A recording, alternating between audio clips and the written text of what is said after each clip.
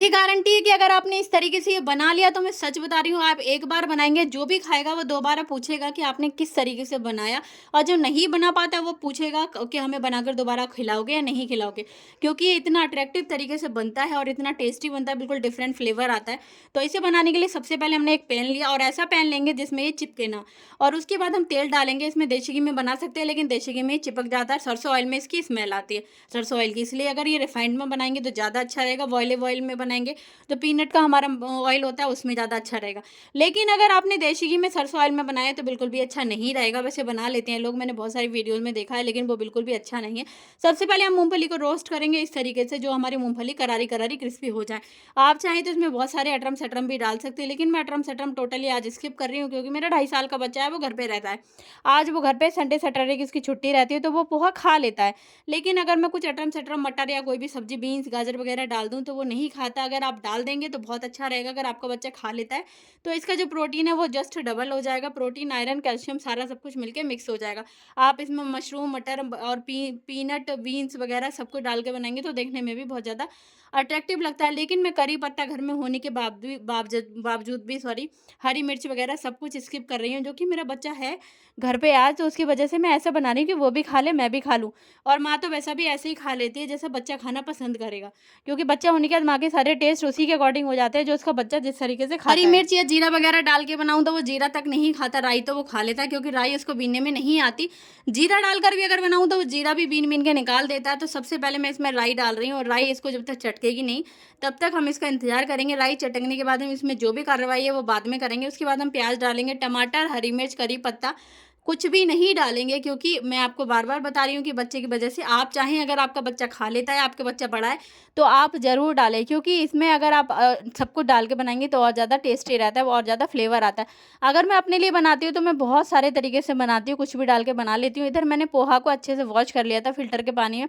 2-3 बार muscle-muscle के wash करना है। अगर आप मसल-मसल के वॉश करेंगे तो इसका स्टार्च निकल जाएगा, और अगर स्टार्च निकल गया तो इसकी ये ख़ासियत है, ये सॉफ्ट हो जाएगा। और उसके बाद इसमें हम डालेंगे हल्दी, नमक, मिर्च, और इसके बाद हम डालेंगे इसमें पास्ता मसाला, पास्ता या मैगी मसाला। पास्ता, मैगी मसाला डालने के बाद इसका जो सीक्रेट इंग्रीडिएंट है वो मैं आपको आगे बताने वाली हूँ, आप इसको देखते रहो। अगर आप इस तरीके से पहले डालेंगे तो ये रहता है कि अगर हम ऑयल में डालें तो वो अलग-अलग हो जाता है, और इसमें डालेंगे तो एकदम अच्छे से मिक्स हो जाता है। और मैं इसी तरीके से बनाती हूँ, और मैंने इसी तरीके से बना के कई लोगों को खिलाया है। जिनको भी खिलाया उन्होंने पूछा तो है कि आप किस तरीके से बनाती हो। इसमें हम डालेंगे चीनी, चीनी सीक्रेट इंग्रीडिएंट है, क्योंकि चीनी से बहुत अच्छा खट्टा-मीठा फ्लेवर आता है। अगर आप चाहें तो नींबू डाल सकते हैं, अगर नींबू नहीं डालेंगे तब भी नींबू की कोई नीड नहीं रहती चीनी डालने के बाद, क्योंकि चीनी डालने से एक परफेक्ट टेस्ट आता है, ऐसा आता है कि मतलब तीखा और मीठा, जो बहुत ही ज़्यादा अच्छा लगता है। चाय के साथ खा ले सकते हैं आप इसको, और रूखा भी खा सकते हो, और दही के साथ खाएँ तो बहुत ही अच्छा रहता है।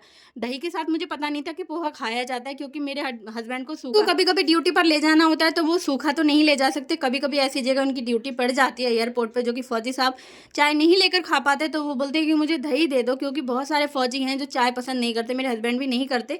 लेकिन पोहा होता है तो ले खा लेते हैं, लेकिन पोहा कभी-कभी ऐसी जगह पड़ जाता है कि पोहा के साथ कुछ नहीं मिलता, तो मैं दही उनको घर से ही बाँध के देती हूँ। मैंने भी सोचा एक बार मैं ये कॉम्बिनेशन ट्राई करके देखती हूँ, तो दही के साथ इतना अच्छा इसका टेस्ट आ रहा था, मतलब बहुत ही ज़्यादा अच्छा मीठा-मीठा दही हो, तो उसके साथ अगर आप इसको खा रहे हैं तो आप इसको चाय को भी भूल जाएँगे। जब तक हमारी प्याज़ नहीं चटकेगी तब तक हम वेट करेंगे, प्याज़ हमारी अच्छी सी ब्राउन हो जाएगी, उसके बाद हम इसमें ये मिक्स करेंगे। अगर आप चाहें तो इसमें मैं बार-बार बोल रही हूँ, हरी मिर्च और करी पत्ता, जितनी भी आपके पास सब्जियाँ, बीन्स, मटर, गाजर सारा ऐड कर सकते हैं, क्योंकि बहुत अच्छा फ्लेवर आता है, बहुत अच्छा हेल्दी और डबल हो जाता है, और ऊपर से क्या रहता है, देखने में बहुत ज़्यादा अट्रैक्टिव रहता है। लेकिन मैं टोटली सारी चीज़ें स्किप कर रही हूँ, क्योंकि मैं बीन्स वगैरह चॉप करके डाल देती हूँ, गाजर वगैरह सब कुछ, और मटर भी घर में रखी है, पर बच्चे की वजह से नहीं डाल रही हूँ। वो सारा सब कुछ बीन-बीन के मुझे देता है। यहाँ तक कि अगर मैं जीरा भी डाल दूँ तो जीरे की वजह से भी नहीं खाता वो।